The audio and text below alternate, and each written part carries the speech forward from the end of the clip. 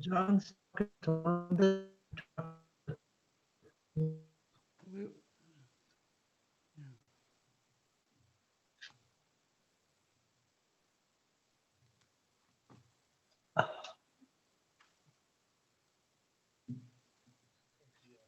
Well, okay, we'll call the meeting to order. So far, I know that Matt and Paul are excused, that they're unable to show up today. Tim thought he would be here this morning at some point. Okay, could I get a motion to approve the agenda as submitted? Okay, Joanne, is there a Motion to approve second? the agenda. Linda, all in favor, say aye. Aye. Opposed?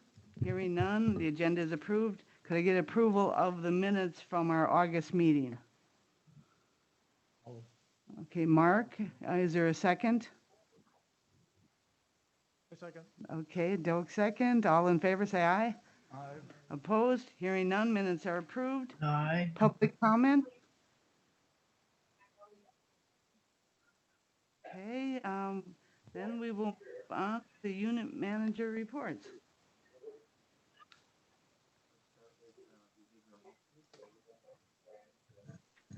Good morning.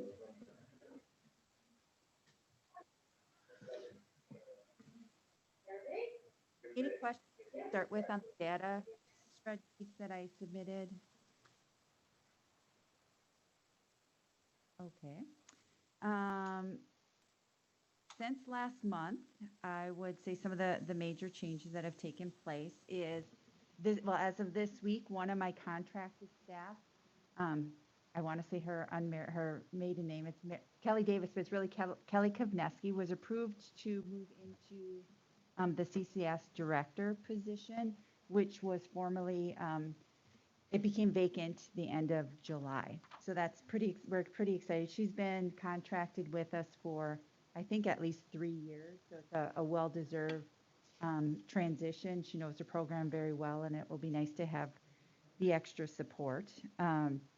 As far as the budget process goes, I can say as long as I've been the manager since, I think it's been since 2016, I can't remember if this is the fourth or fifth budget process that I've been through. I can say this one has been the most I was included in or a part of, which I really appreciate in the sense that my mind, because I'm in mental health for since the mid 90s, my mind is trained for the clinical part. So the money and the budget part is a whole different gamut for me. So it's been nice to have the education process. And through the process, I was able to sit with Brian a few times, go through things individually. And then Brian and I met with Scott, I think it was at least 3 hours on one clip.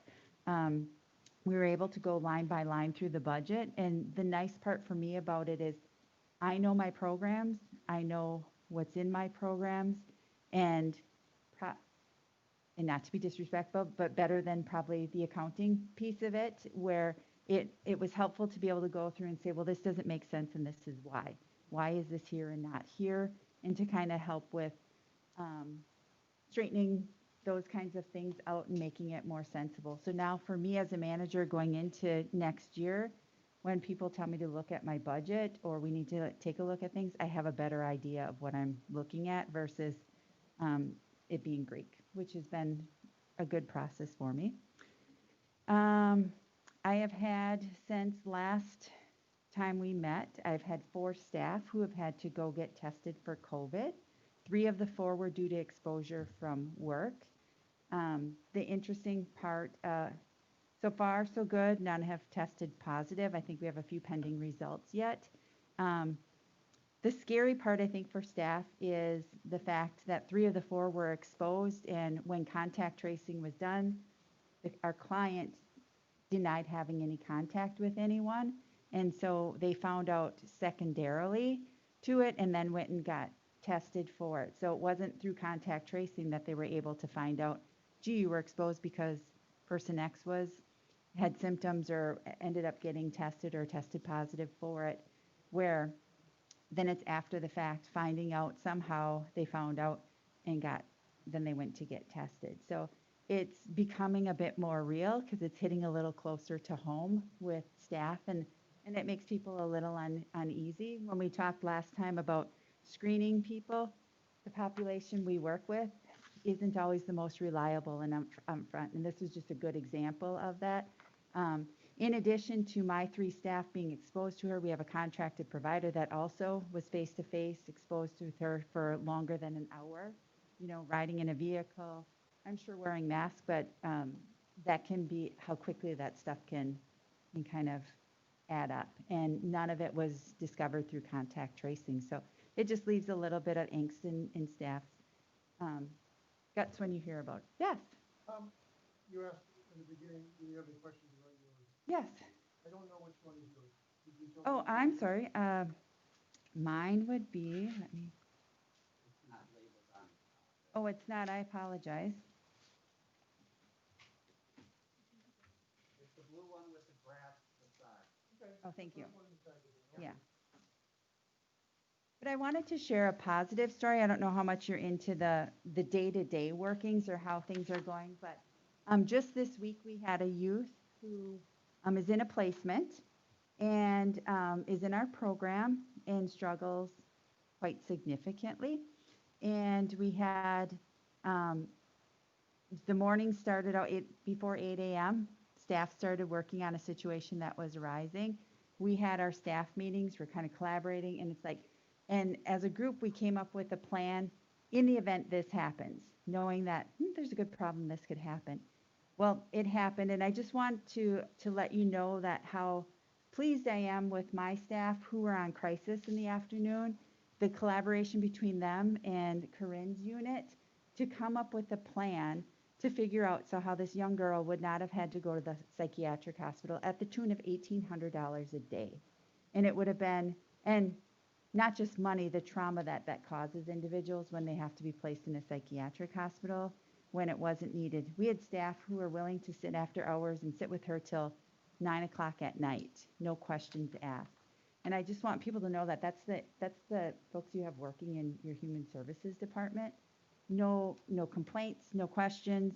We just do what we have to do. Give up your family time, go sit with them till 9 o'clock, figure it out, just to do what we can to prevent something, a worser situation having to take place for someone. And all went well. So I want you to know that there are a lot of situations. That's just one recent example of things that people are doing, going above and beyond to make things happen for the best interests of the residents of this county. Any questions? Sue, can you just touch a little bit, as you see there was a jump in crisis patients from last month to this month, and it's not something that can always be predicted, but No. is there From last month to this month, so this would have been July. I'm sorry, yeah, July to August, sorry. I never really know. Most of our crisis contacts, I'd say the vast majority of our crisis contacts are people who we're not providing services to in the county. So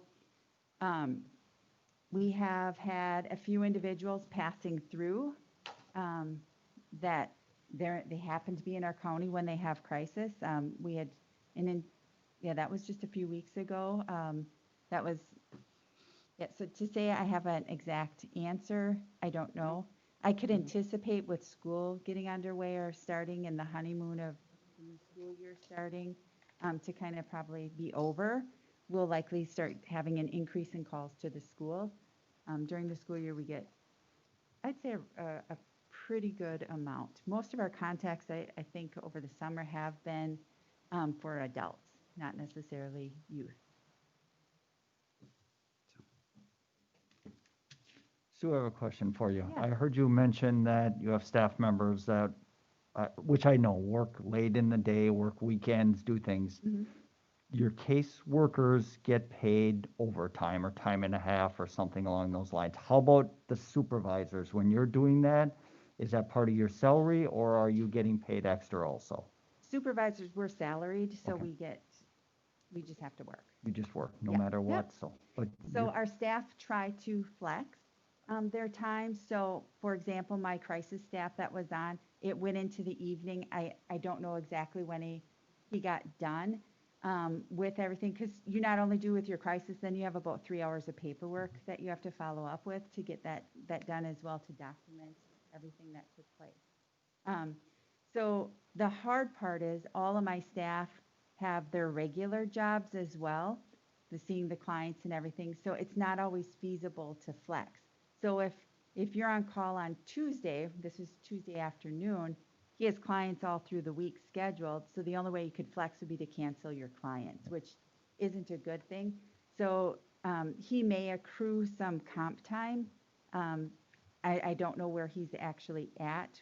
I could tell you if I went to my office where he's at, but I don't have it memorized. But it could be overtime if needed. Okay. Yep. Thank you. The goal is to try not to do as much, if we can, Right. flex it, they try to flex it, but that's not always possible. Got it. Thank you. Yep. And usually when my staff are on call, on occasion, they'll schedule appointments to see clients, but you're on call either from 8 to 12:15 or 12:15 to 4:30, and then we rotate all Fridays.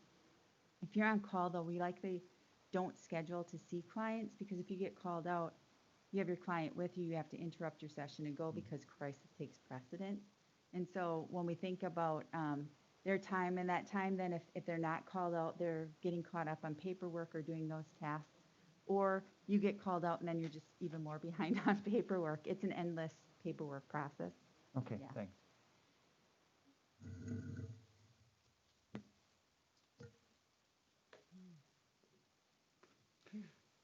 Next would be Melissa Anoy with the Children's Long-Term Support.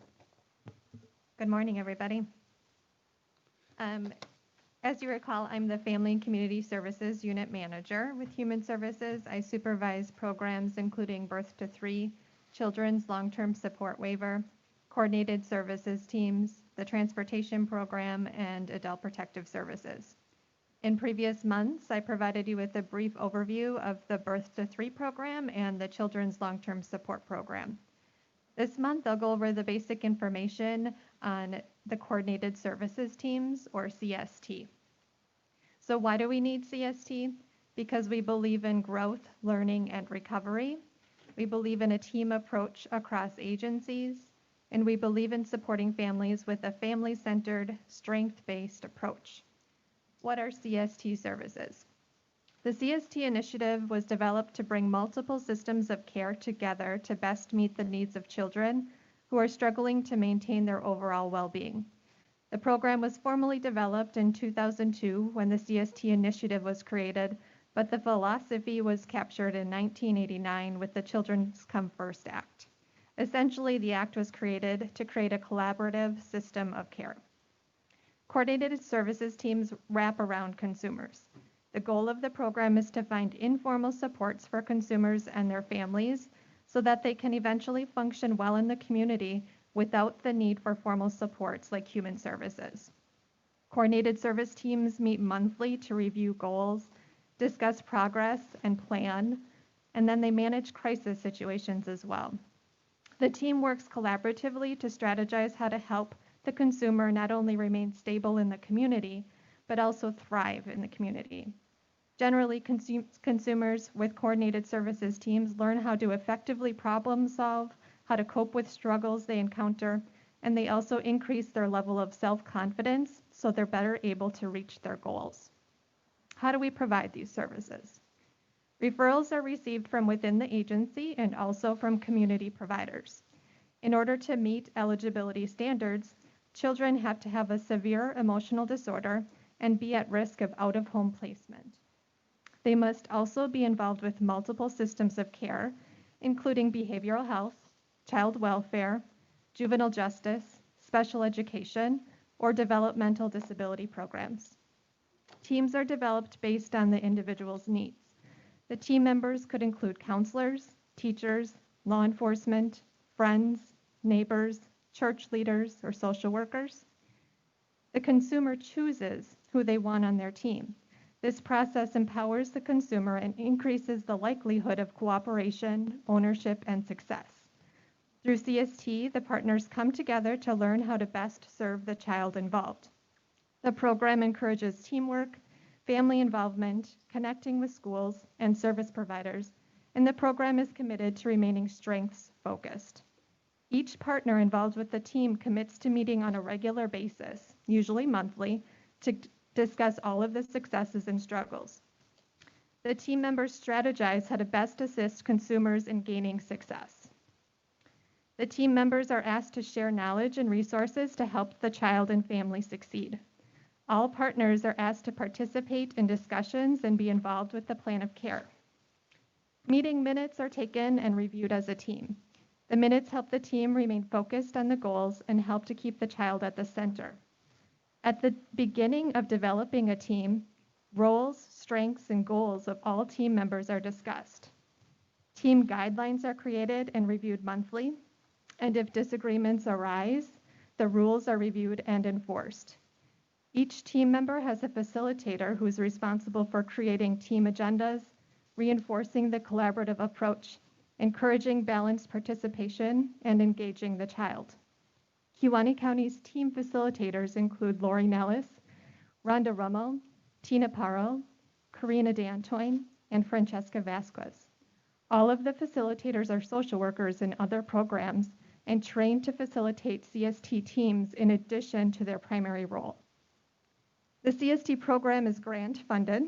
An annual grant application is submitted with goals for the program and details regarding the consumers served. The 2020 grant allocation totaled $60,000 with a 20% local match of $12,000. Who do we serve in CST? CST funding is very limited when compared to other programming within the agency. The CST wraparound philosophy is well utilized throughout the agency with all of the consumers served, regardless of whether or not they're formally enrolled in CST. Sue and Corinne's teams absolutely use the CST philosophy when working with families, even if they're not formally enrolled in CST.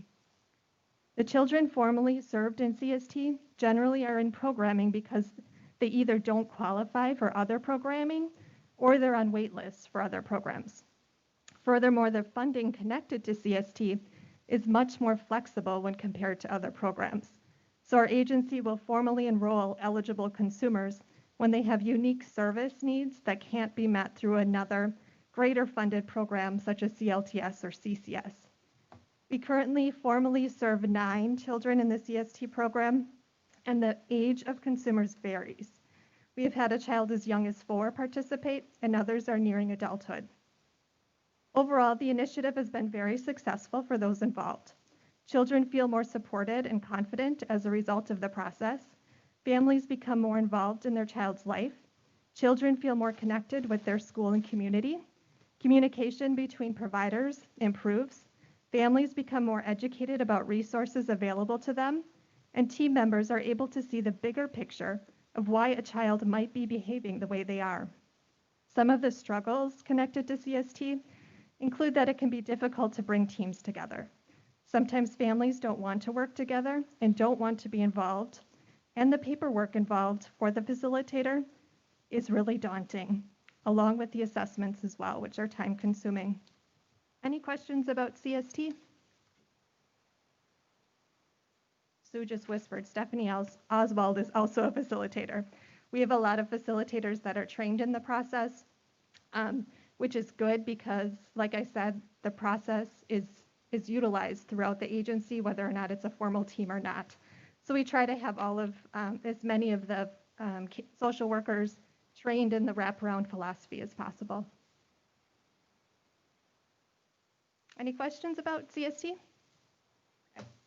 I'm going to jump to my spreadsheet, which is the bluish grayish one. Just a few updates on the different programs that I oversee. So for children's long-term support, things have been fairly stable there. We have 2 being removed from the wait list and 4 being assessed for the wait list. So as we take some off, more are coming through. In birth to 3, the referrals are starting to increase again. Statewide, a pretty drastic decrease in referrals was seen with COVID, likely because primary care doctor appointments were really on the decline. and we received most of our birth to 3 referrals from primary care doctors. As far as CST that I just had reviewed, it's pretty stable at this point. We are resuming some of the team meetings that were on hold because of COVID. So schools are a big part of the teaming process for those involved with that program. So now that they're back in session, we'll resume some of those team meetings. As far as adult protective services, as you can see, July was our highest month this year. It was unbelievable how really busy we were in that month. And we kind of lucked out that August has been a slower month so that we're able to catch up. Since I wasn't able to present last month, I thought I would touch base on the financial exploitation connected to APS in July. As we can see, that was another really big number. I looked at those 4 cases, and it's a variety of different things. One was involving a family in which a family member had borrowed an extensive amount of money and then refused to pay it back. 2 of them were scams. And I just want to reiterate that these individuals who are affected by the scams are very competent and intelligent people, and yet they are sucked into these scams. So one of them thought they won a car and were told that they needed to have $10,000 sent in, wired, in order to receive their winnings. There was another scam that was out of state as well, and they were encouraged to wire money as well. And then the last one was a theft from an estranged family member. Transportation. We just met with the Bay Lake Regional Planning Committee for our 4-year transportation plan for the county, and that went well, and we'll work on getting that all finalized. The focus of the plan essentially is to increase availability throughout the county, so we'll see what we can do to expand the transportation programming. And we're beginning the application for our 8521 grant funding to support our transportation program. In 2021, the grant allocation will be $79,889, the same as it was in 2020. Questions for me on any of my programs? Melissa? Yes. The money that has disappeared for some of these older people, is some of it getting retrieved, or do you never get notified if they've caught them or charges were filed? Do you ever hear the end result? We do, and it's not real positive. Generally, through those scams, we'll never see that money back. And unfortunately, with the ones that are connected to families, the individuals generally don't want to press charges. Yes? So what services are provided there? Is it counseling for individuals who suffer that at all? Where are we involved if we're not part of recovering the money? We work closely with law enforcement. Law enforcement and adult protection work together to do that investigation process and work with the individual. We try to assist the individual who's affected to or encourage them to press charges to try and seek some of that money back. But unfortunately, there's not a whole lot of success seen there. There is always connection to outside services, providing information and assistance essentially to support the family members or the individuals affected so that it doesn't happen again. Are you usually brought in by law enforcement? Is that how you first get contact? Sometimes they contact us, sometimes we're contacting them. It all depends on who is making the referral or informing us of what's going on. A lot of times we'll get contacted by banks, just letting us know that there were some red flags in their systems, that they're seeing extensive amounts of money that are being withdrawn, and they just sense that something's a little fishy. Thank you for your time. Next would be Corinne Conkle from the Children's and Families Unit. Good morning. I will be back here too. Sorry if you have to swivel your chairs. My report is the one that's on the table because I forgot to do the graphing, so sorry about that, but here it is. It's also in the packet without the graph. For us, August was an interesting month. We had less referrals than honestly, if I asked my staff and myself, than it felt like we did. We had about 15 new referrals, but as always, our contacts then, you can see in the next category, our contacts come up because there's less new referrals to process. What was interesting is because I couldn't figure out why that felt so different, I looked at the numbers for the beginning of September. And the beginning of September, we almost did what we did all of August in the first 6 days of September. So that's why I think August felt a little more stressful than it actually was. Foster care contacts are up because, again, like I said last time, Chad is our foster care coordinator, and he's doing a lot of reviews and different things that happen once or twice a year, and he does those at certain times. So he's been doing those the last couple of months. I will second what Sue said about the budget process. I don't think I need to repeat it. I think she said it well. That is what it is at this point.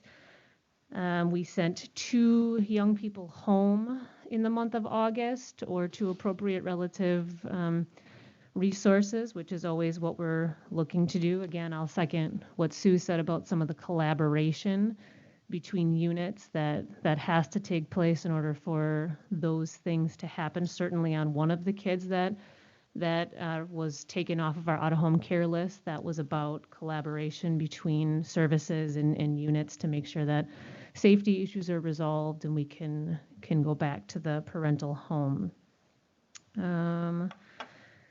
I've been telling you all about a youth justice partnership grant. The state just sent us the letter saying that we were in fact approved for a $50,000 grant that will be used to facilitate services and a partnership between us and the school district for a mobile resource center, Algoma School District, and then continue to support the worker that's been working in that program for the past school year. Outside of that, the state, I've told you all that we are generally at 100% for our contacts and our initial assessments, and that has to do with a state data reporting number. The state does a spot check on that a couple times a year. They happened to do it in August, and they gave us notification that we were at 100%. We typically are. I think there's been one month probably in the last 10 years that we haven't been at 100%. We missed one contact, I think, when we remember it because it was one time. But generally, we're doing pretty well at that. The state expectation is somewhere between 85 and 90%, and we generally, go above that. So that is what I have, I think, for you all. If there are questions, certainly shoot them out. I'll just throw one for foster homes. Is 27 a good number? Of homes? You mean like in total number? Yes. Yeah, I think I'm throwing up a big softball for you for a pitch. Yeah, I think definitely 27 is a good number. However, to me, it's less about the number of homes that we have and more about the quality of home and the fit. So I think sometimes you can get lost in we have 27 homes or we have 50 homes. But honestly, if I had 7 homes and they were the kind of home that was willing to adapt and move with our process and with our the kiddos and families that we encounter, then I would say that's enough. Really, what we're doing with foster care, that number is a combination of kinship homes, licensed foster homes, which would be in some way, shape, or form foster care provided by those not related or in a relationship with a child, and then also subsidized guardians and folks who have become in a relationship with a child and are willing to pursue that until that child's age of majority. So a lot of times what happens now is we are looking less for a quote unquote stranger home or a home that is unrelated to a child. And we sit down, kind of like Missy was explaining with the CST process, to try to make things as informal as we can. We sit down with families, and if we've done a safety assessment where a removal needs to happen, we really put our heads together with families and other folks and say, who do we have here? Who do we have that's willing to commit to this child, that understands their family structure and won't be as much of a traumatic removal for them because of that relationship? So then what we do is we license those folks. So those folks are in this number of 27. But I would say, yeah, that certainly meets our needs. And the next child we meet that requires, being somewhere besides their parental home, we will do the same thing, which is scan their universe, so to speak, and find the person that could be licensed and then financially supported through that process. Thank you.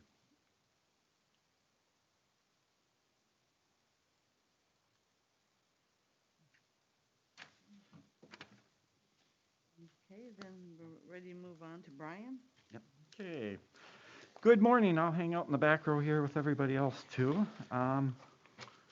Start out by going through our monthly reports. Start with the billing report. We have the numbers for August. I ran this as of 9/4, and at the time we had $72,000 billed out. Looking at it yesterday, we're up to 190, so we're kind of leveling out to where we'll be for the month. Kind of ran it a little early in the month to get our reports out. And the big jump there probably was in CCS, which went up about $20,000, so, or 18,000. So that's basically where all the difference was in our billing. Looking at where we'll be, we're averaging $187,000 for billing per month. So we were a little ahead of that for the month of August. Looking towards year end, we'll be at about $2,250,000. Last year we did 2.236, so we're looking to be a little bit ahead of last year, even with COVID in the works. Any questions on the billing report?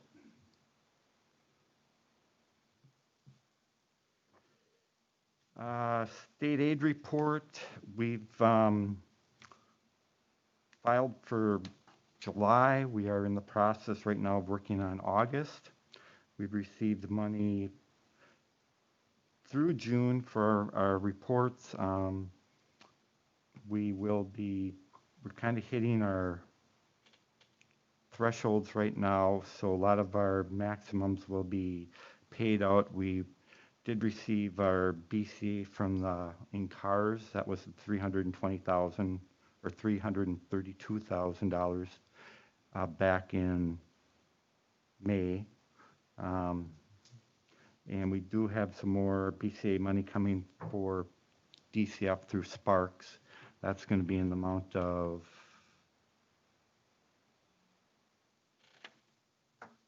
$325,000 in total that we have coming, that we just signed a contract in the past week, so that money will be freed up by the state and we should see it by next month. Income maintenance, again, we're into our federal phase where we'll be getting 50% of everything we report. So on an average, we report about 27,000 a month, so we can expect about half of that coming back now through the end of the year. Any questions on the state aid report?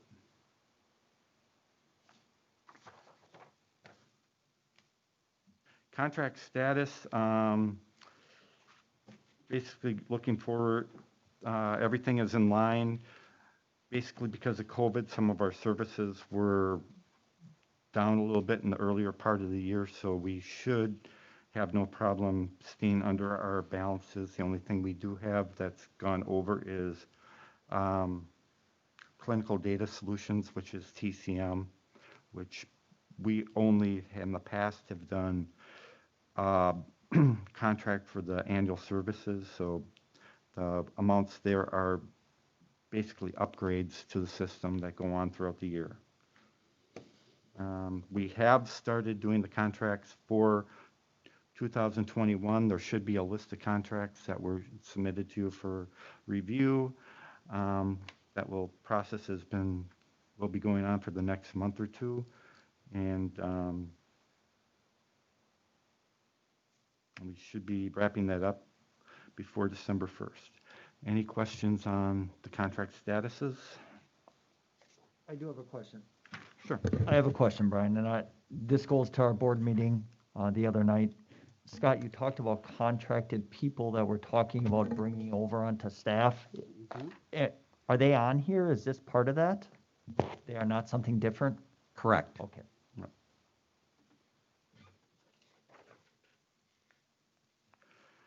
Looking at the payments for the month of August, we had $233,000 worth of payments made out. Everything was pretty much standard to what we normally have. The only unusual item in the bunch was our TCM payment to Political Data Solutions, which was our annual fee of $17,460. Otherwise, everything else was in line. Any questions on payments this month? Oh, vendor payments? Vendor payments. There was a question, or there was a request last month from Supervisor Teske regarding credit card, and so I wanted to follow up on that. There was a request if we could have the credit card payments, since they are not part of the monthly vendor report, if that could be brought to the committee. And I had talked with the finance department, and the difficulty that we have is that those credit card payments, we do not have the software to run a report to provide that information. To provide that information to the committee, we would have to manually photocopy each of the credit card reports that an employee would therefore submit. If that is what the committee wants, we can do that. I wouldn't typically provide that to the committee. That's a level of detail that I don't know necessarily that it changes anything from a budget standpoint. But if the committee is wanting those reports, we can give them to you, but it's something that we would have to do by hand. The reason I ask for that is because another county within Wisconsin, Human Services Department, there was fraud on credit cards, and they interviewed some of the county board supervisors that are on the Human Services Committee, and they were unaware. They never saw any credit card bills from the employees, and all this was happening, and I don't want to, and I'm not saying it's happening here. Right, I know. But I just don't want to have the news media come here and say, well, you didn't get to see those, you don't know what's going on. So that's why I requested that. And I understand what you're saying, and I can sympathize with the concern. I'll be honest, from an administrative standpoint, the first person that's going to be blamed is going to be the county administrator and the finance department, since we, on a monthly standpoint, have to have those credit card reports provided to the unit managers or the human services director for signature, and then they go to a second level to the finance department to be paid. So in that respect, if something happens, it is definitely not the fault of this committee. It would be the fault of administration. Well, how many credit cards are there within the Human Services Department? Lots. Lots would be well over a dozen. Yes. I agree with Linda. I'd like to have at least a picture of how much is being spent via credit card, because it feels like that's just a blank. No idea at all. If that's what, It was a summary. well, that would be tough to give you a summary, because again, all of this has to then be collected by hand. So if you're wanting by hand photocopied reports, we can do that. But I also then want to caution the committee. The committee's role is not to therefore determine the validity of any specific credit card payment. You can ask about it, that's not a problem. It's just I do want to very much caution the committee that as for the validity of a credit card payment, that is between an employee and the supervisor, not specifically the committee. Because there may be things that the committee isn't necessarily aware of. Yes, we can answer the questions, and we're more than happy to answer the questions. But as for the approval of those payments, that goes through the normal channels, which is an administrative process, not a policy process. Well, I struggle with the reason why we're even showing vendor payments. Like, are we supposed to have some purview over those payments? Because if I'm looking at only part of the picture, what is my role in this review of payments to vendors? The role that I give you is that as previously the committee received in some ways very little financial information. And right now, am I faulting on the side of more information as to less information? Yes. In that same respect, this is true from the Finance Committee and any committee. From a policy standpoint, what used to happen years ago with a lot of county boards throughout the state, and still does in some counties, is that payments for invoices and bills are not paid until the committee approves those invoices. From a timing standpoint, that has a big issue about having to therefore pay late because depending on when a committee may or may not meet. So what happens is, and we have this as a policy, is that the county has received that service or they have received that good. Therefore, that contractual obligation has been met. Therefore, we go ahead and we pay that bill, but we also make the committee aware of what those bills were and what the amounts were that they were paid. I don't necessarily say we have to see the employee. I just would like to see what expenses are paid under that credit card. Like I said, we can put something together. And what I'm interested in is we have $233,000 paid in the month of August to vendors, and we have no idea how much was paid via credit card. So I don't know how big that component is. That's what I'm interested in. Okay.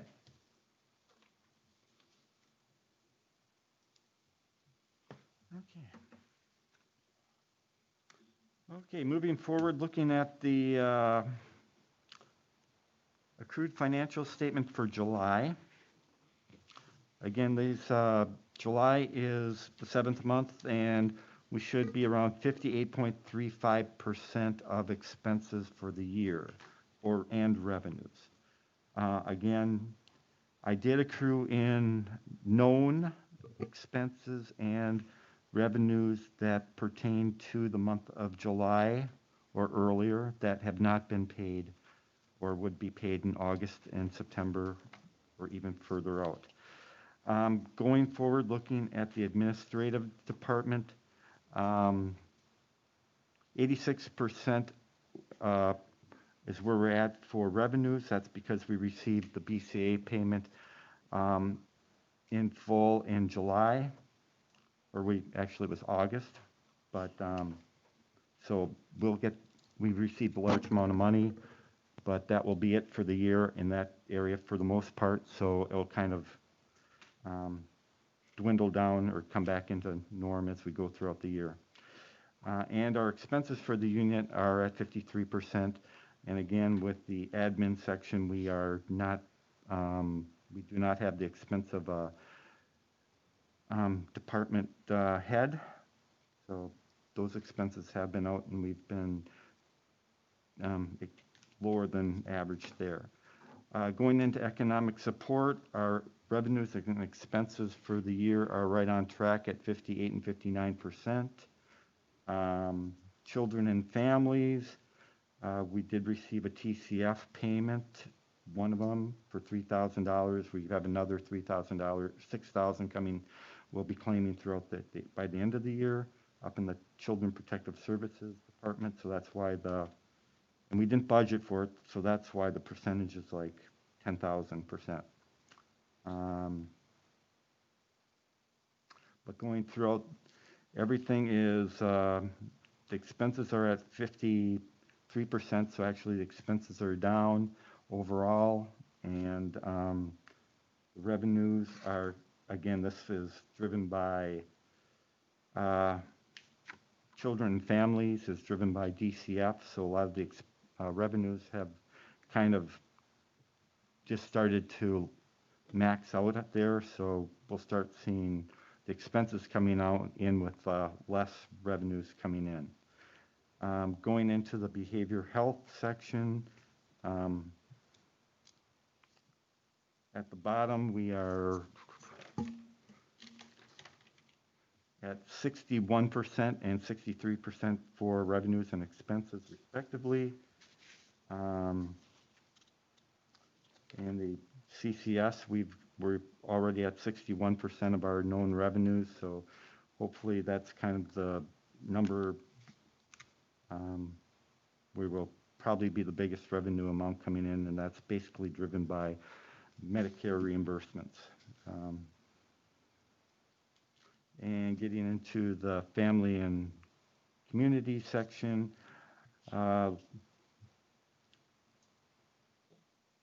we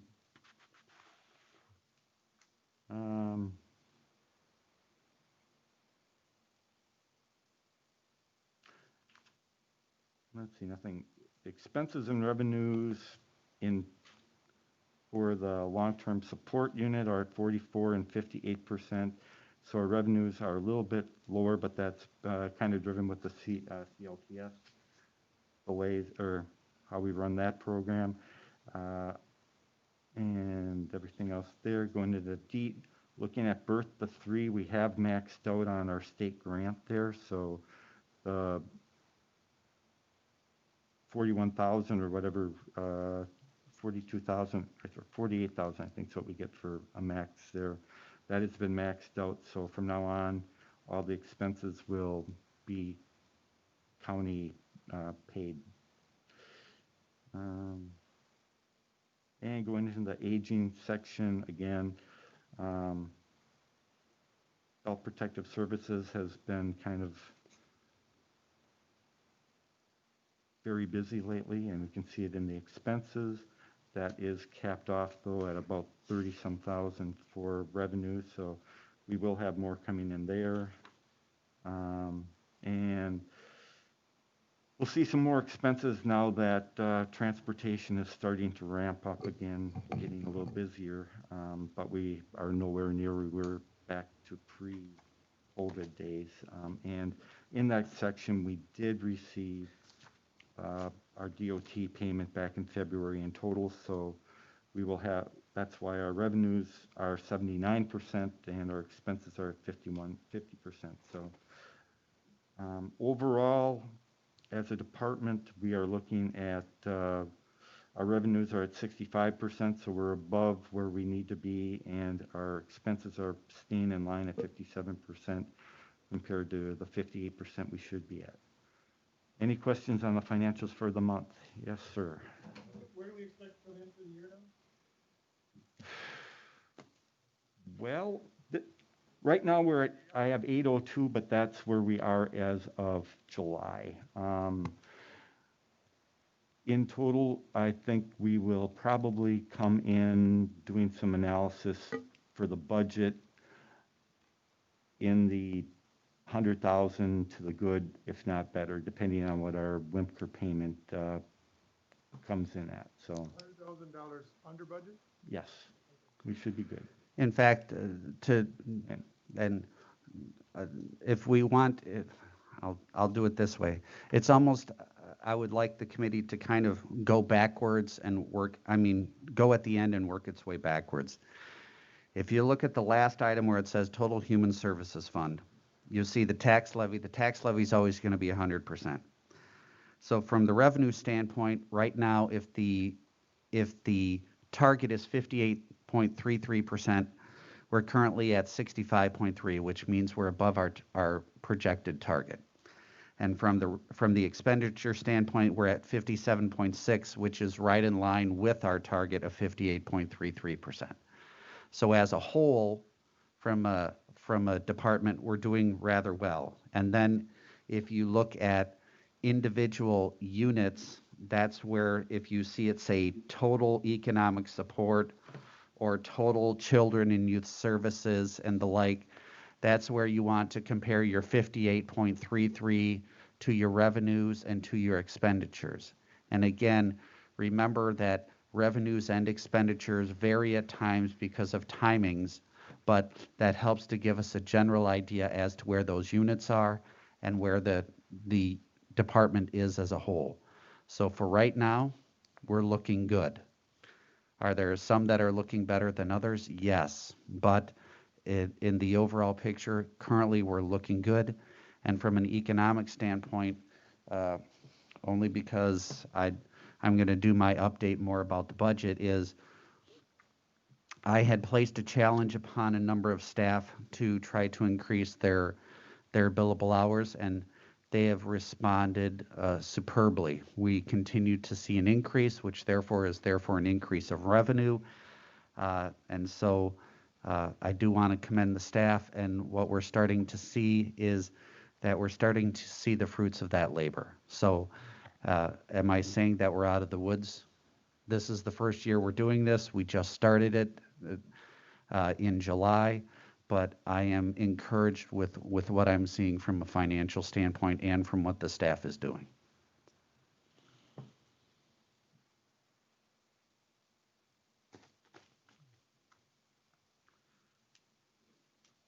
Any other questions for Brian?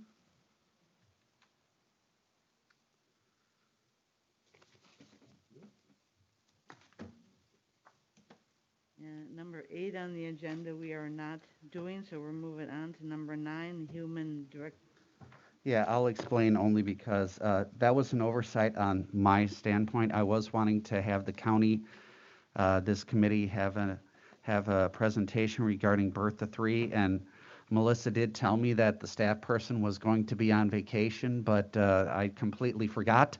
And so I had put it on the agenda, and she said, well, Scott, remember I did tell you that Carol's going to be on vacation? And I said, yes, you did. I apologize. But I think we can probably talk about our department budget for the 2021 upcoming year. And I don't think that the committee will, first of all, she'll come back next month and do that. So the time that was spent there, we can spend on a much more exciting topic like the 2021 budget. That was with full sarcasm, just so everyone is aware. So, as for the 2021 budget, first of all, I want to commend the unit managers. I want to commend Brian for the number crunching. For those of you that know me, you know that I am very much into numbers and data and the like. And what I had asked of the unit managers as we put together this budget was, I'm going to assume, was something completely different than what they had ever been asked to do before. In fact, what Sue had said is that I'm unsure how much unit managers were involved in the budget preparation process in prior years. And at least for me, in my interim capacity, I think that the unit manager's involvement in the budget preparation is absolutely crucial. And the reason why I say that is they are the ones that on a day-to-day basis deal with the clients. They are the ones on the day-to-day basis that are seeing the expenditures that are going out and what the costs are to serve those clients. They're the ones that, if we're doing our job right,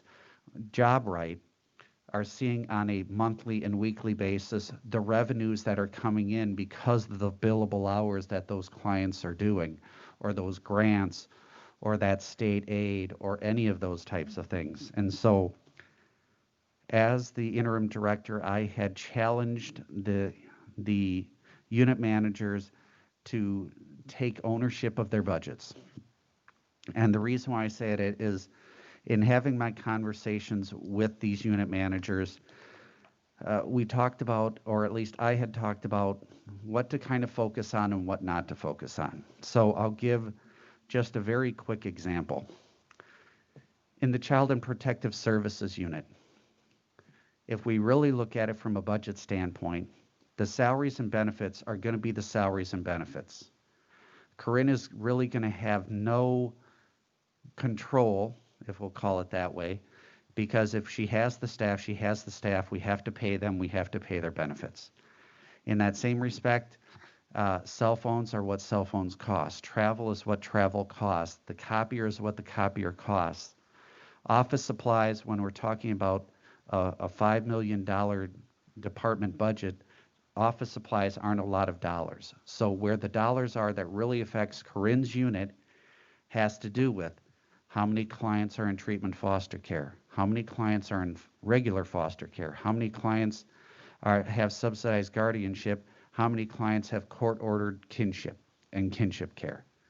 That's where the variability of the costs come into be. And so in asking Corinne to try to look at those numbers and make the request, she did an excellent job of therefore going, I believe that, and I'm making up the numbers, is I believe, or I'm trying to remember the numbers, I believe these two people in treatment foster care next year will be gone. But I do believe that we may have one coming back in. I believe that we have these 12 people in subsidized guardianship. Not only that, but I think that we need to have another 6 there. And so you go from the historical census data of how many clients you have in those types of programs, and then project into the next year. And by doing that, you have a much better idea as to what the costs are to provide those services to those clients. So, and I hate to say it, but Corinne has the easier job, because for her, it's more about the expenses. CPS doesn't have a lot of revenue. They can't generate revenue except what they get from the state. So she, and I'm not saying she didn't do a good job, she did an excellent job, but then when I think of Melissa and Sue, you have clients, and again, where's that census, where's the programs going to be in? So we think about that, how many clients, but then what we also try to project is how many billable hours is our staff going to enter in and submit. So what kind of revenue is that going to generate? Which again, this is the first year doing this. So we're making our best guess and our best estimate. And as the years go on and we all get better at this, I believe that we'll get better in those estimates. Now, the one thing that I will say to the committee, and I would say to the finance committee or to the county board, these are again estimates. If all of a sudden, in Corinne's unit, if all of a sudden she has to go in on a Thursday morning at 2 in the morning and pull 3 kids out of a home and place them, and that wasn't projected, and I'll call it an act of God, though I don't want to attach God to this. It's an unforeseeable event, which is therefore going to adversely affect her budget. You're not always going to have that crystal ball to know where those things are. That's just a part of the game. That would be the same in Melissa's unit. That would be the same in Sue's unit. We try to make our best estimate. Then if something goes south, well, then that's where you go back to the finance for contingency funds. And as we go through it with time, we try to adjust those projections. So from a larger standpoint, I just want to again commend the unit managers for putting that together. And in that same respect, I do want to commend Brian, because this was a lot of number crunching, which I think helped the unit managers, and it helped me to better understand the unit or the department budget and the unit budgets as a whole. So I just want to thank them. As for some very broad items, we saw an increase of almost $100,000 in tax levy for the Human Services Department. It was about roughly a 1% increase in the levy for the department. But you also saw a very large increase in what I would call non-levy revenue. Again, we believe through the 6-hour challenge, as I like to call it, from a billable standpoint, that we are going to generate I believe another $200,000 in billable revenue. So we're very hopeful that that can happen. I'm trying to think of any other things from the general standpoint. There's 2 items. Staffing is, from a staffing level, there is no change in the number of bodies that are in the Human Services Department. There is one slight change in the makeup from a county staff as a bodies.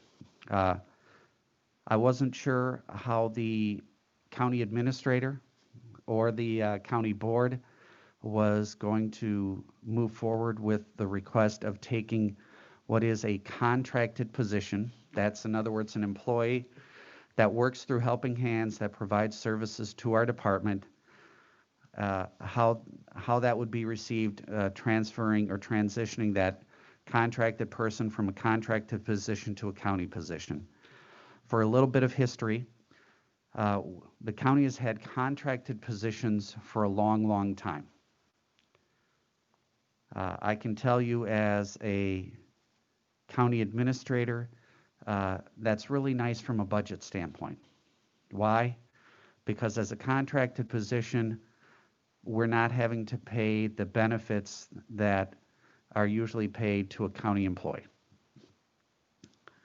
The issue that I have has to do with more of a philosophical and a moral standpoint. The employees that work for us in contract, they work the hours that we ask them to work. We direct who their clients are. We direct them the processes and how you do that. In many ways, we have them follow our handbook. How we pay that, how we have Helping Hands pay them is their pay mimics our pay scale. Their vacation mimics our vacation schedule. So a number of those things, in all intents and purposes, they're county employees. It's just we go through the contract and therefore we don't have to pay health insurance. And so from a legal standpoint, we're insulated to a degree. I will not say we are completely insulated. Therefore, I wanted to, I guess I'll put up a test balloon for the county board to see if they agree with what my recommendation was, that these these contracted employees that are essentially county employees, that we can start to do the transition of truly identifying them for what they truly are, which is county employees. And so that item was brought before the executive committee, and the executive committee did approve that recommendation. So, and it was in the administrator's recommended budget as well. I know that dealing with the county administrator can be difficult, but I was able to wrangle him in and have him kind of approve what that would be. From a staffing standpoint, I think this is the first step.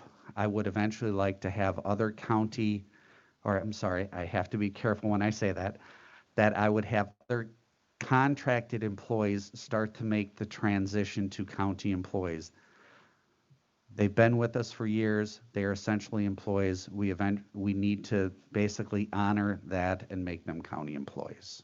So I'll start there. Anytime people have questions, I'm more than willing to answer them. Supervisor Kinnard. All right, Scott, I want to ask, Helping Hands is in charge of these employees. So they must be getting the funding to pay these employees, correct? Correct. They're We getting do, this- and that's the insulation that there, in fact, there's two levels of insulation that I would go with, Supervisor Kinnard. First of all, we do not pay them directly. We pay Helping Hands, which is the employment firm that employs them. It was only just a few years ago, and it wasn't that many years ago at all. In fact, this was still happening when I first started and I changed the practice. The Human Services Department used to do the entire recruitment for these employees. So we were putting out the ad, we were interviewing them, we were going through the resumes, we'd do the interview, and then we'd select the person and then tell Helping Hands hire that person, which, again, totally is not, if you're having a contracted person, you're not doing that type of interviewing. Instead, that's what the provider is supposed to do. So I did change that where Helping Hands does do that recruitment, but again, and they provide us then possible candidates, which we then interview. So we've slightly stepped away from that to some degree. All right, this question's gonna lead on here, just so I'm clear. So they're taking money in. Why are they doing this? They obviously are making a profit off of it, or they wouldn't be doing it. So there must be more revenue coming in. So if they come over to our side, is the revenue going to exceed the expenditures of bringing them over? That's my question. Gotcha. They're running a business. Right. Why? So of course, so let's just say for a case manager, step one is roughly about $23.03, so 2303 roughly. The employee would receive 2303, but what we pay Helping Hands is of course 2303 plus a premium. So that premium is, I forget exactly how much money, but is there an additional cost to the county to now bring them into it as a county employee? Yes, because the health and retirement benefits that we would then be providing this person is greater than the premium that we pay to Helping Hands. Helping Hands does not have the same health insurance and retirement benefit that the county would have. Therefore, yes, there is an additional cost. Yes, Supervisor Baker. Again, because if we look at it from the philosophical standpoint, for all intents and purposes, they're county employees. That's okay. In the private sector, plenty of companies, one included, have long-term contracted employees, so certainly not. I guess I'm struggling with this whole concept of we're trying to make up for a deficit of over $1 million. This seems to be going exactly the opposite. I have I a won't- question. I have a question. Yes, Yes, Rose.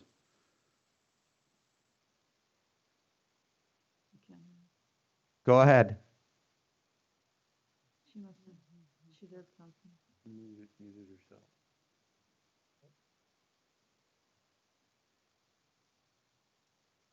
Rose, we can't hear you.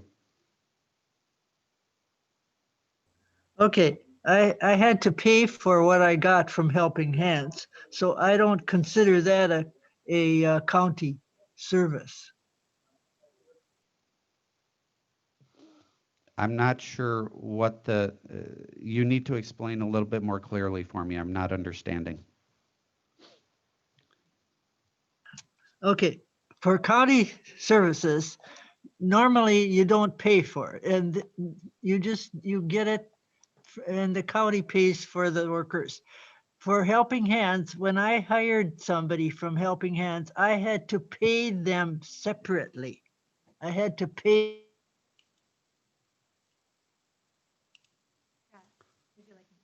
Go ahead, try. So Helping Hands Caregivers provides services in the community outside of what we are utilizing their services for. So we contract with Helping Hands to hire the social workers who are have offices here and do the same job as the social workers who are hired by the county. Helping Hands also hires people to go into homes to assist with personal cares and supportive home care, respite, things like that. I believe that's what Rose is getting confused about. So sometimes when you hear Helping Hands, you may think, I believe perhaps she used Helping Hands personally to support herself or somebody in her family. And she's saying she paid for that. So I think that's why there's confusion. Correct. Helping Hands provides a variety of services to the county and to the public. We do contract with Helping Hands to provide services to clients, of which then that is paid for separately.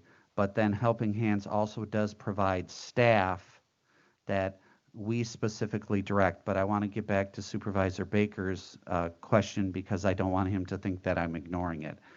The question that was asked was, why would we want to take a contracted employee that we can have at a lower price and make them a county employee at a higher price, essentially? Is that fair, Supervisor Baker? So to me, it comes down to, again, two different things. One is what I consider philosophical. The other is from a human resources standpoint. One, again, is that for all intents and purposes, I believe that they are employees. And from a Department of Labor standpoint, I believe that that can open us up to liability. I'm not saying that they're going to come down next week at all. And I know that there are plenty of businesses that do it on a regular basis and have been doing it for years. Kewaunee County is a perfect example. I believe that that is my own personal feeling. I believe that has been a legal issue that people have been afraid to address. And I can get into the philosophical part at a different time. The second part has to do from a recruitment standpoint. We have case managers that come and work for us, and therefore, if they've worked for us for a certain amount of time, they have built relationships, they have built what our expectations are and what our training is and the like. And the last thing that I want to have to do is every 2 years have to go back out there and get someone new, because then from the client standpoint, from a business standpoint, if I'm making widgets, it's not a problem. In that respect, if I want to be in some ways crass, then the worker that's working that machine is just another cog in the wheel. But when we're dealing with clients, whether especially ones that either have mental health or children's issues or the like, the relationship that that client has with the case manager is extremely important in the long-term benefit and outcome of those clients. Those relationships are really important for that client to have a good client outcome. And so therefore, and we know this, the data tells us this, that if we have a client that continues to be changing case managers, the ability to get the outcome that we're looking for falls precipitously after the second case manager. I understand all that. I agree with all you're saying. We still hired them as a contract employee. I think that's where the mistake was made. I agree. So if we hired them as a contract employee, we did not sign agreement with them that we said, eventually you will become a county employee. Correct. And so we made that decision. There's no obligation on the county's part to make them an employee. I'm just, again, going back to this long-term goal we seem to have of balancing this or getting out of this deficit. Correct. And this is going in the wrong direction. And I don't understand how we can square that with our mission of getting that deficit made up. I try to square it with two sides, Supervisor Baker, and I'm not disagreeing with your question or your line of reasoning. I'm trying to both balance the financial part of it as well as the financial the client outcome part of it, in the respect that should we have hired them as contract workers to begin with? No. I think that to a certain degree, what we've seen is the census numbers support that we need X amount of staff. And so while the hand being dealt to me was that we had X amount of contracted workers, the census has not gone down. Therefore, should they remain contracted workers? I don't believe they should. I believe that they should be county employees because they are doing the county's work, and they continue to do the county's work, and now into what I see to be absolutely the foreseeable future.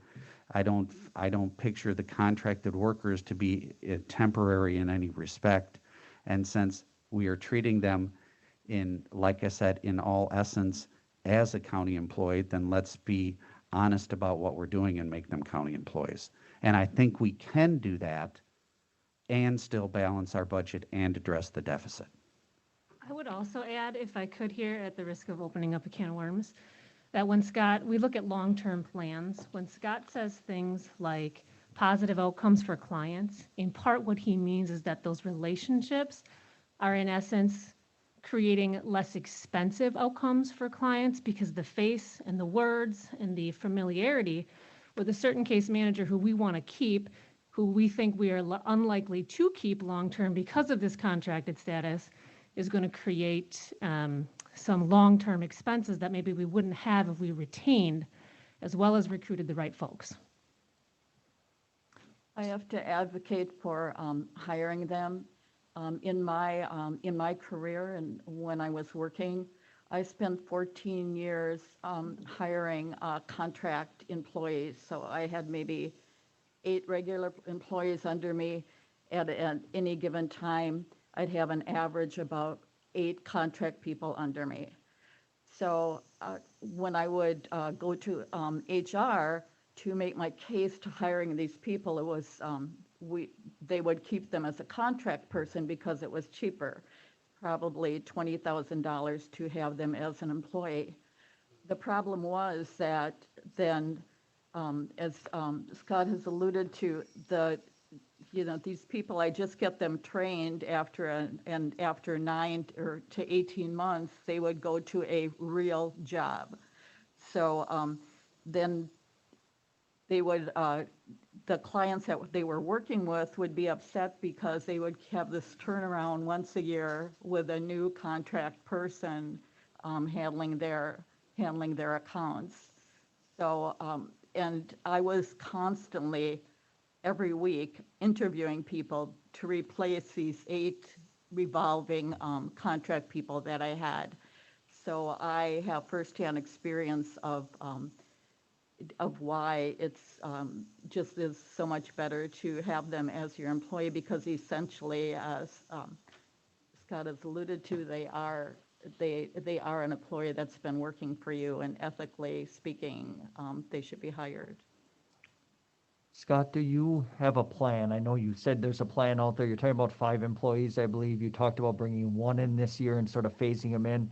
Do you have a concern that maybe once you do this to the first person, whichever one that is, that the other ones are going to put the heat on you and say, hey, I want this to happen this year, and can we absorb that hit if that happens? Have I already had inquiries about it? Of course I have. But in that same respect, my response has been that first, this is a trial balloon to see if this is something that the county board and executive committee is willing to support. And second, this is not something from a budgetary standpoint that I believe from a financially is something that you do in one fell swoop. It is something that you phase in. The part that is probably tough, and I don't have the numbers for this, but I can find them out, is if we were to compare the average tenure of a county employee and the average tenure of a contract employee that's working for us, for case managers, because we do have contract employees that are in administrative support roles.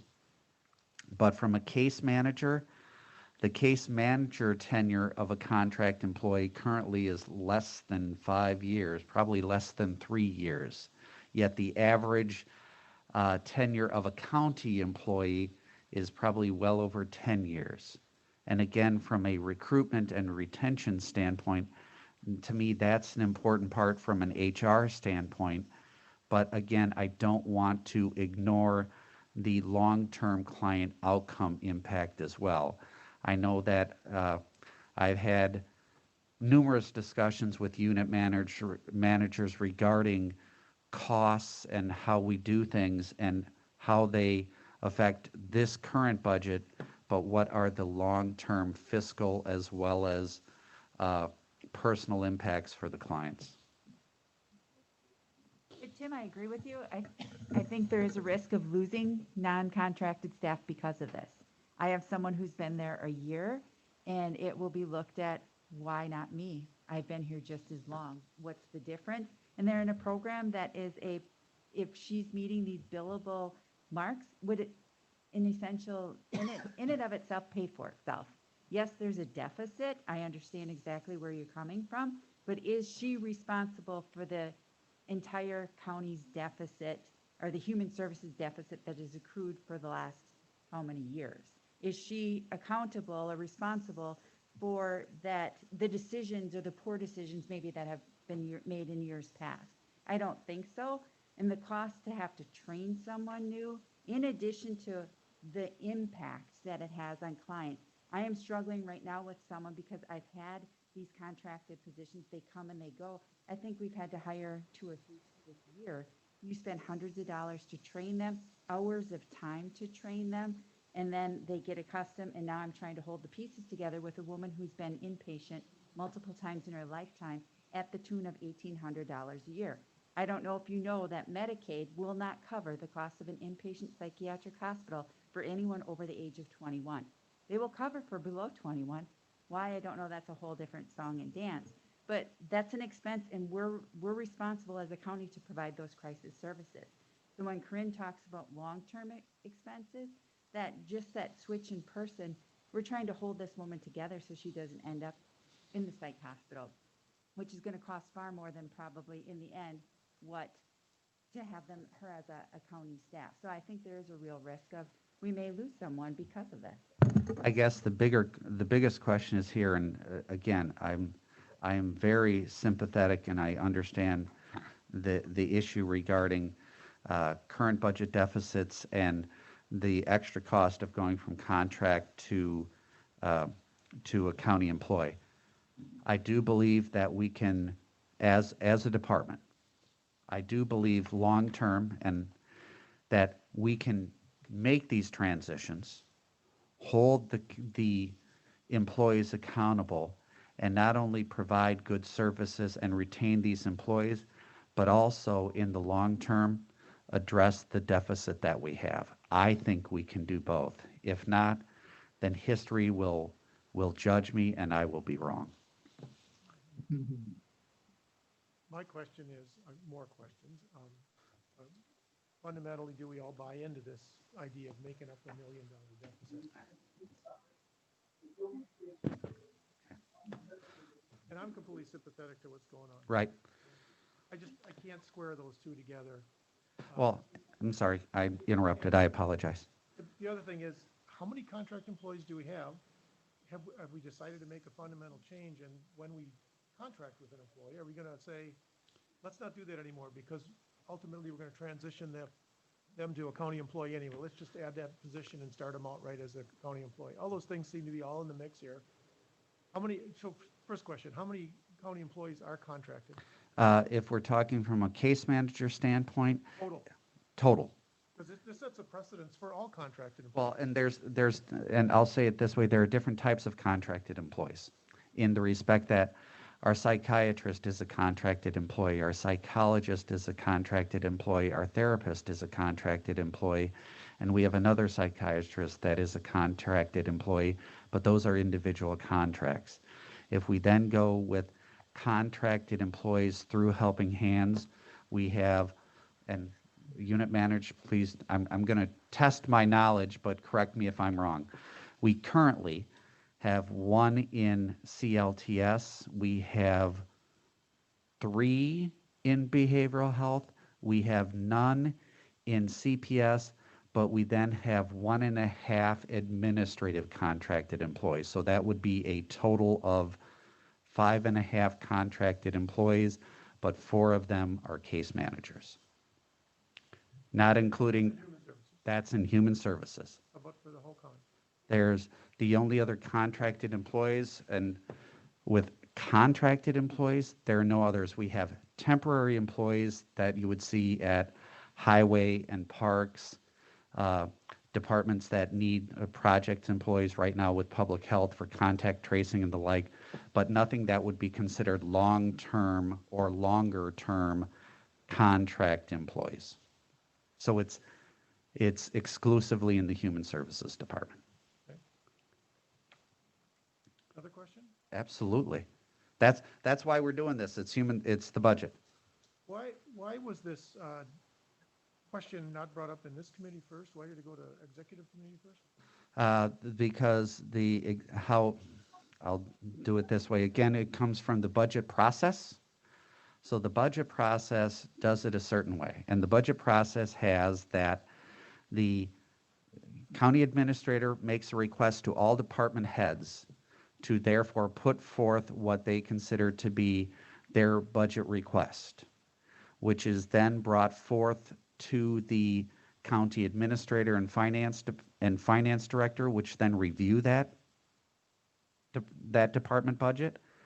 And if any changes are then made from there, that is incorporated into the administrator's recommended budget. Then if the committee wants to make any changes to the administrator's proposed budget, the committee then can make those recommendations to executive committee and to the finance committee and make those changes.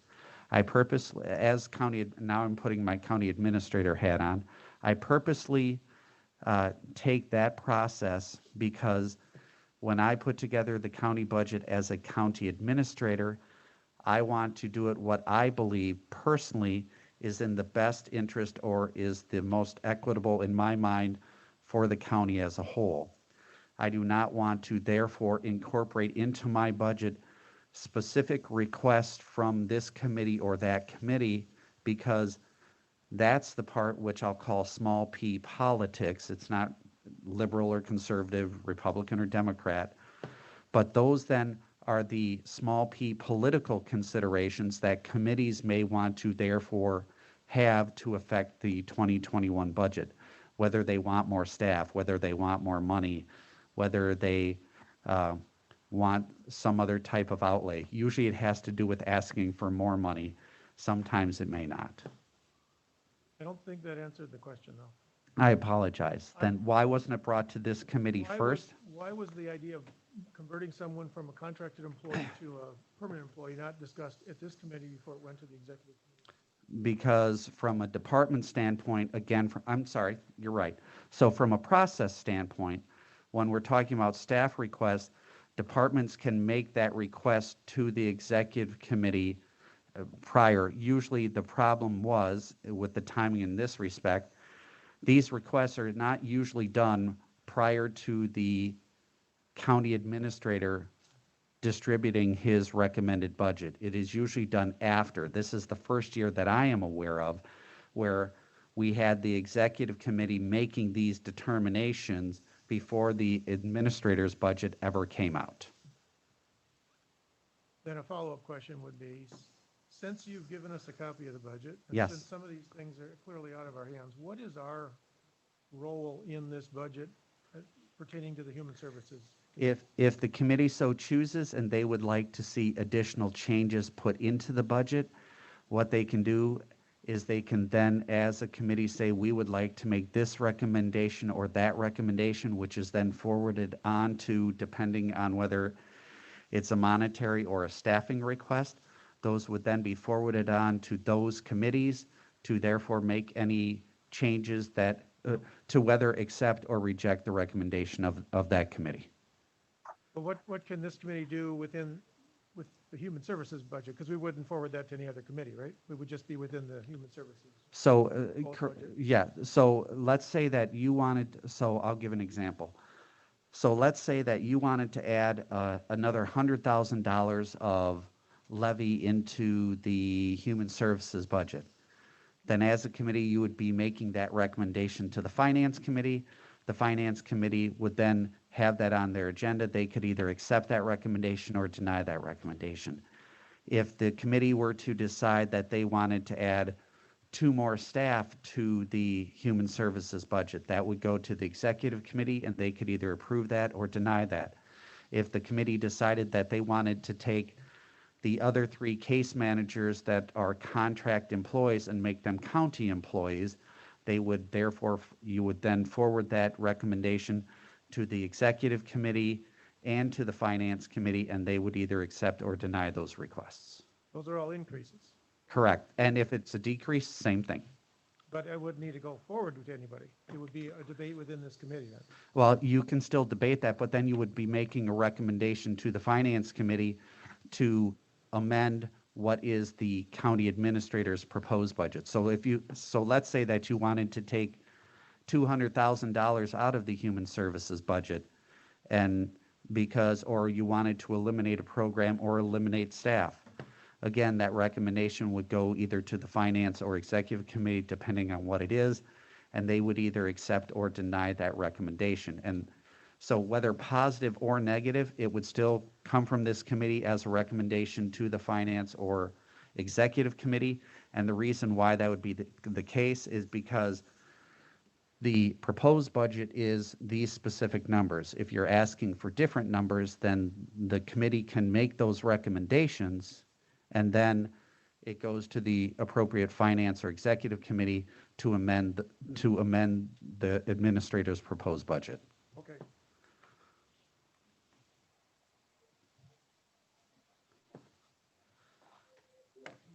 Any other questions for Scott? And I appreciate the questions.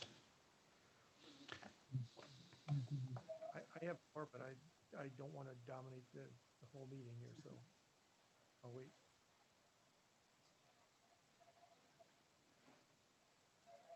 Well, then I will say it this way. If you have additional questions or concerns, and here's the one other part. So today is Thursday, the 17th. The administrator's budget was submitted September 15th, in other words, 2 days ago. The budget is not approved until November 10th. Therefore, the committee at any time between those 2 dates can come together to provide recommendations to the finance committee or to the executive committee for changes. Again, this may be a little bit different than what some other places do, but more often than not, what happens here is that the administrator puts together his or her budget first, and then if there's any changes that the committees want to make to that proposed budget, they are more than authorized to do so. Yeah. At the risk of going on, could you summarize for us this plan you have, which you've alluded to a couple times, whereby we're going to increase, we're asking for a small increase in the overall budget for human services for this next fiscal year. How that plan gets at a long-term solution to the deficit while asking for more money. I mean, are we going to the deficit that was incurred by this department by just asking for more money every year, and then that's how we're gonna ask for more than we need, and then by that notion we're gonna save it? As the county administrator, I would say absolutely not. As the human services director, I would say absolutely not.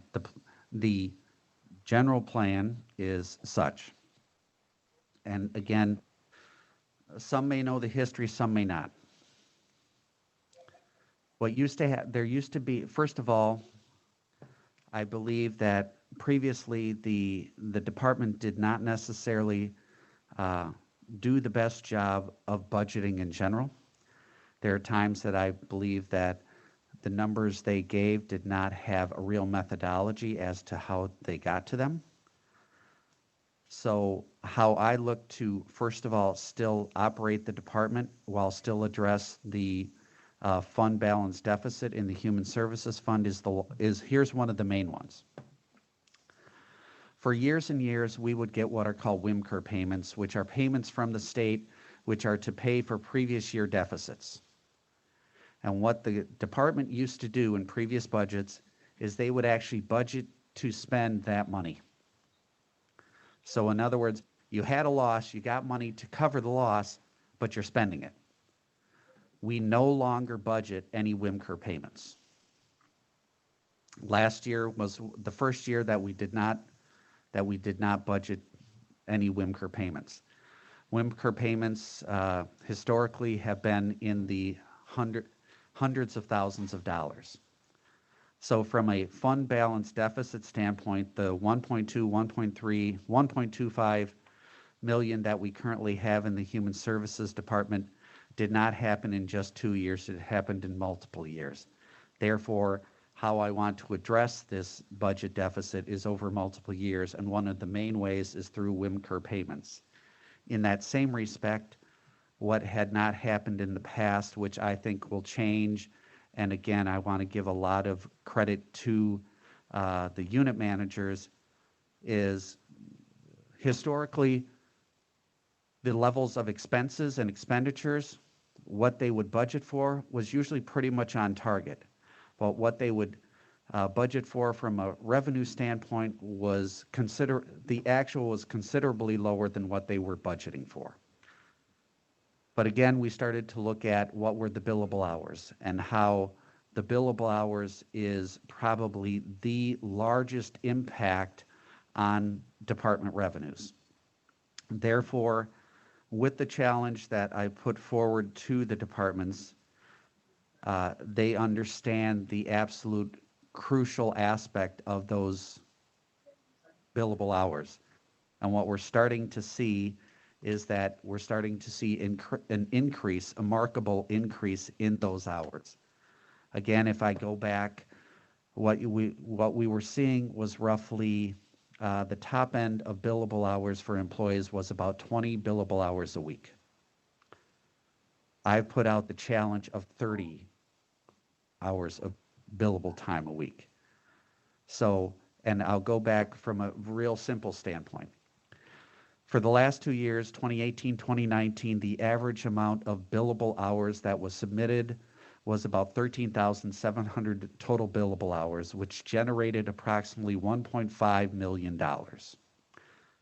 So if your top end was roughly about 20 hours a week and you go up to 30, that's a 50% increase. So again, back of the envelope, not perfect.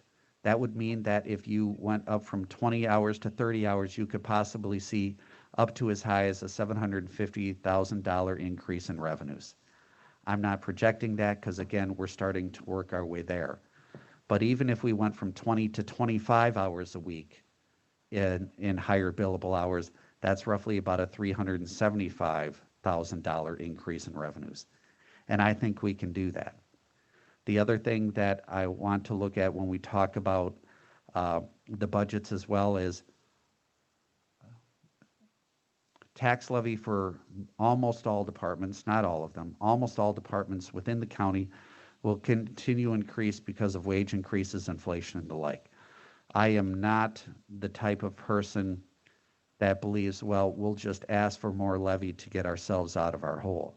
I do believe that some more levy is needed in this department to therefore provide the services that we need to, but the amount of tax levy versus the amount of revenue that I'm asking to be generated is the Title 19 Medicaid revenues is something much higher that I'm expecting to see happen.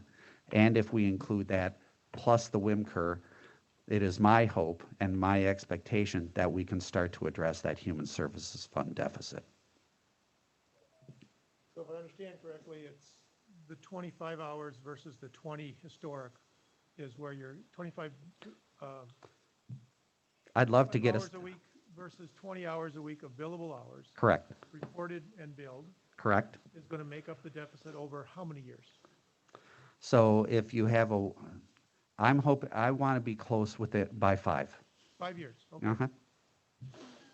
So in your budget, and when it was constructed, was Uh-huh. it constructed with 20 billable hours a week or 25 billable hours a week?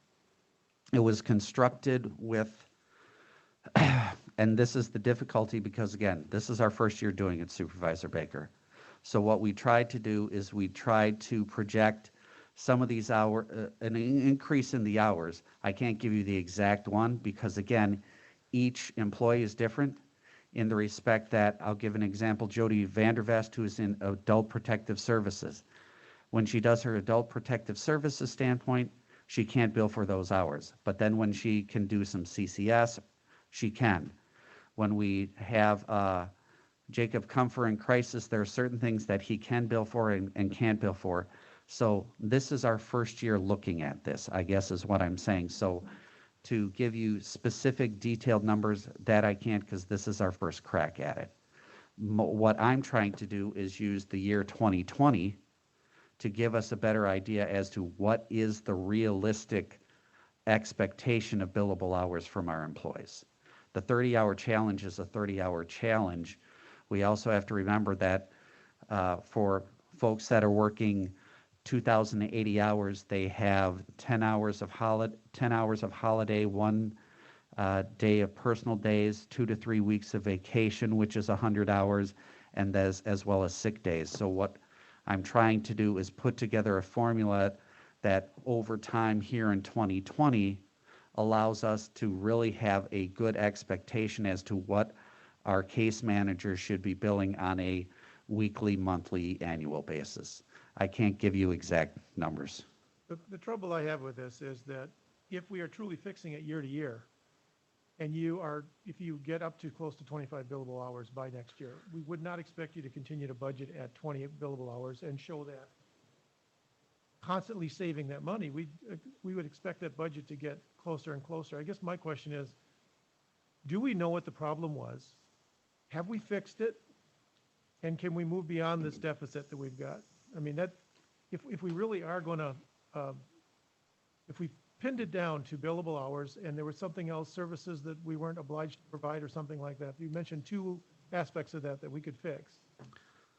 Why don't we just report that monthly and talk about that and say it is or it isn't fixed, and at that point, wipe the deficit out? Two different. Can you repeat what that said, only because you talked a number of things, and I want to make sure I address all of them. The key one is that if you, after this fiscal year, Yep, you are up to 25 billable hours or 28 whatever the ideal is, the most we think we can do. right? If at that point you're preparing the budget for the next fiscal year, Mm-hmm. you would not artificially lower the expected billable hours. You would no longer be able to generate those savings that you would probably see with this coming budget. In other words, you've got to come in under budget by, what, 190,000 per year for the next 5 years in order to get out of the hole we're in. Correct. But if next year's budget, everybody's billing at the ideal rate, and you would honestly have to budget at that, I don't think you would artificially say, no, we're not going to go back and bill that much. There are going to be no savings in year two. There's still there's again we have to look at two different things. One is the aspect of the WIMCR payments, which we're not budgeting for, so we can apply those to the fund balance deficit. Second, when you're talking about if we're getting the billables to where they are, then what happens is there can be two different things that could happen. If we are now generating more money from Title 19 and from billable hours and reimbursements, depending on what those numbers are, could the amount of tax levy that is being requested, could that be reduced? It could be.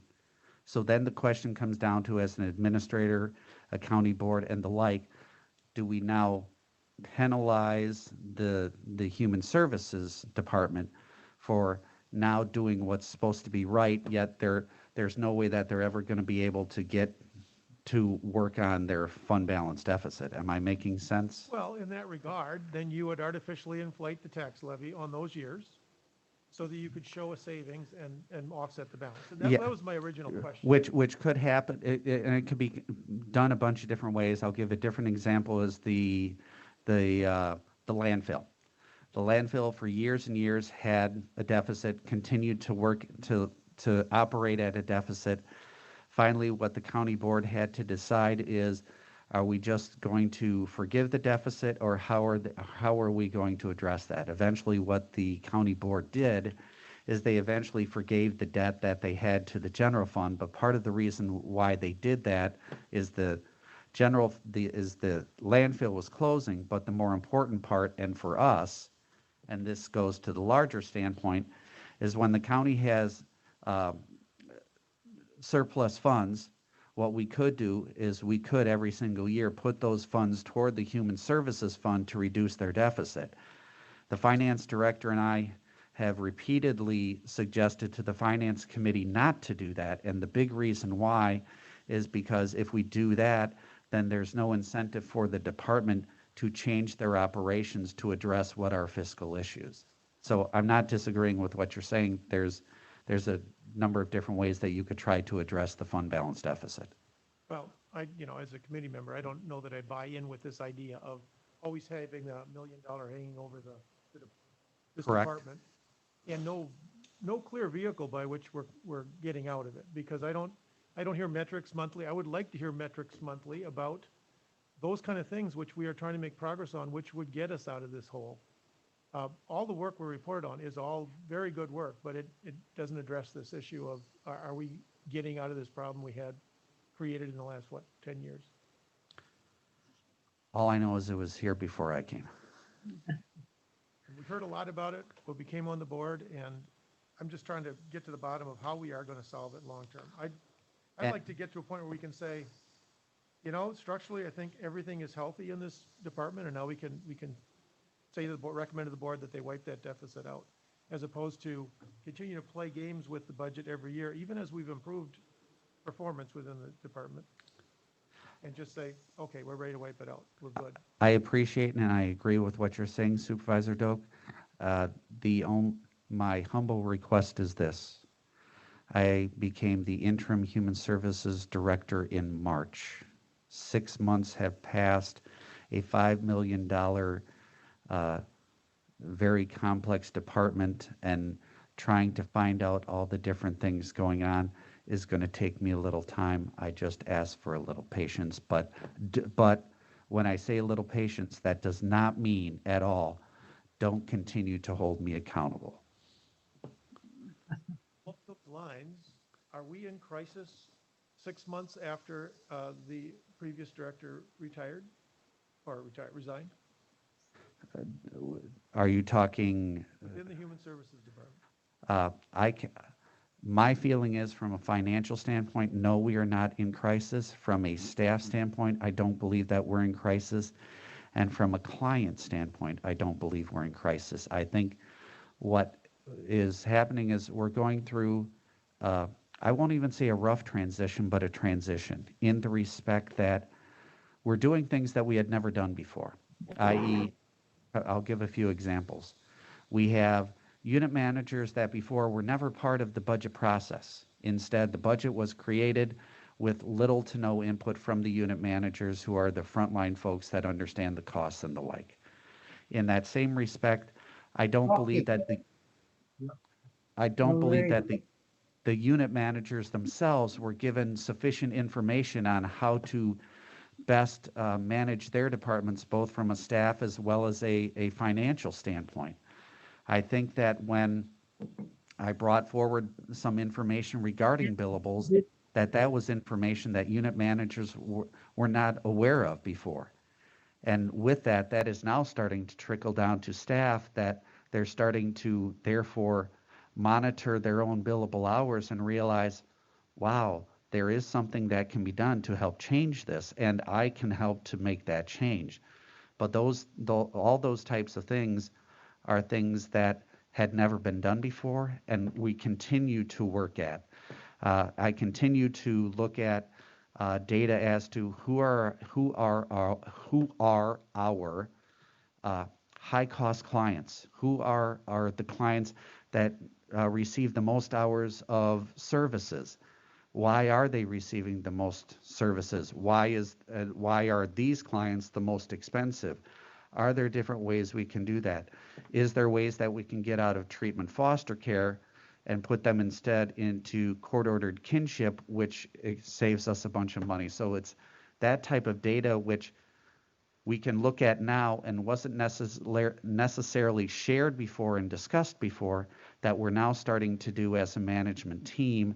And I believe that the unit managers are completely on board with this. Again, it wasn't that long ago that the Human Services Department did not have a CPA. This is a $5 million operation, and we didn't have, I'm sorry, is it 3 years, Brian? 3 years. So it's a $5 million operation, and we didn't have a CPA helping to provide those types of numbers. And I'm not trying to, I hope you're not taking this as me arguing. I think it's all reinforcing. I want to ask about you personally. So- You are wearing two hats now, administrator and you're interim head of the Human Services Department. Yes. Are you personally in crisis because of that? Not personally, professionally in crisis because of that. Are you able to take? I haven't had to seek help from the department yet, so I'll say it that way. I'm listening to the evidence. I'm watching the improvements happen. Right. I'm wondering, why would we interrupt this and hire a new director? Why would we not put that off for some time yet? Which is why I have repeatedly said, Supervisor Baker, for my own personal feeling, is I do not want to recruit a human services director till I feel that the processes and the the environment is put into place that a new human services director can be successful, I will take the blame that it was probably wrong of me to hire Mr. Johnson, in the respect that I put him into a situation that he probably did not fully understand, and it would have been probably difficult for him as just only the human services director to be able to create and affect the change that I've been able to do as interim director and county administrator. So, no, I have no intent at this present time to hire a human services director. I have it in the budget only because if, from good fortune, we are ready to roll in 2021, then we can do the recruitment and try to find a human services director. My feeling is that's another way we can, we can put that off indefinitely. If, I don't know if that's a committee decision or that's just an administrator's decision, but it feels like with the progress we're making, especially if we can start to see reports on that, on the billable hours and the other things that we felt were problems, that would be the wrong time to switch the leadership until those problems are truly solved. Which is what, and I don't disagree with you, Supervisor Baker, and that's why I have no, at least for me, unless the board were to direct me otherwise, I have no intent of recruiting for a human services director until I feel the processes and the structure is in place, and then within that recruitment process, it would be very clear to the whoever the incoming human services director is, that this is our environment, these are our processes, and you must fit into this new environment, as opposed to change the environment, because this is what is making us successful. Is it possible we would never hire a human services director? I never like to say never. Well, My okay. my preference would be this.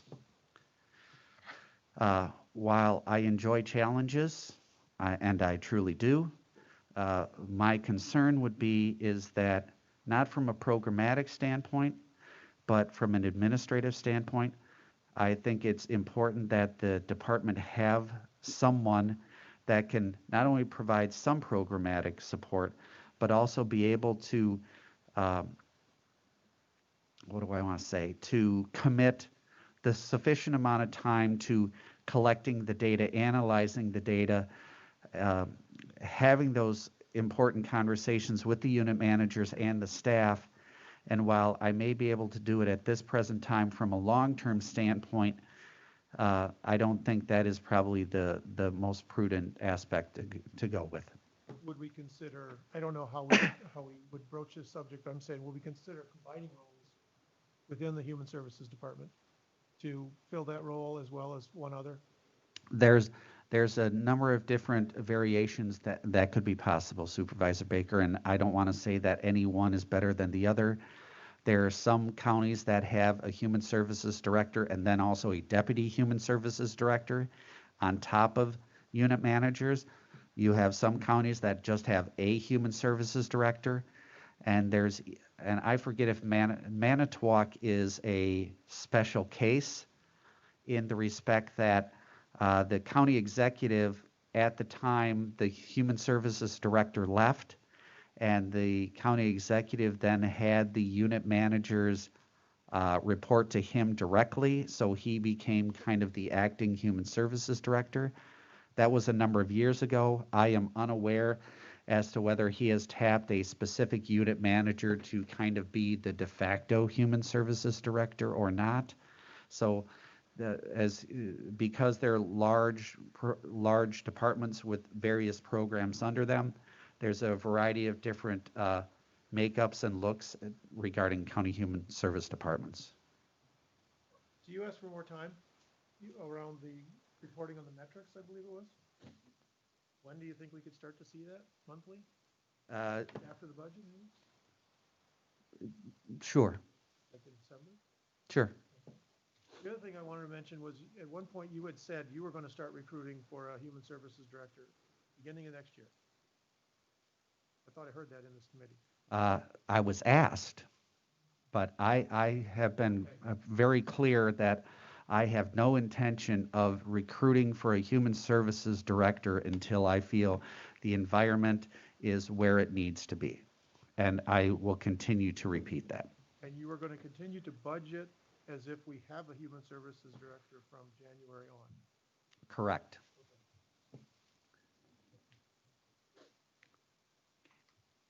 Any other questions for Scott? If not, is there anything else to come before the committee from anyone? Okay, then the next meeting, right? What is the third Thursday in October, sorry?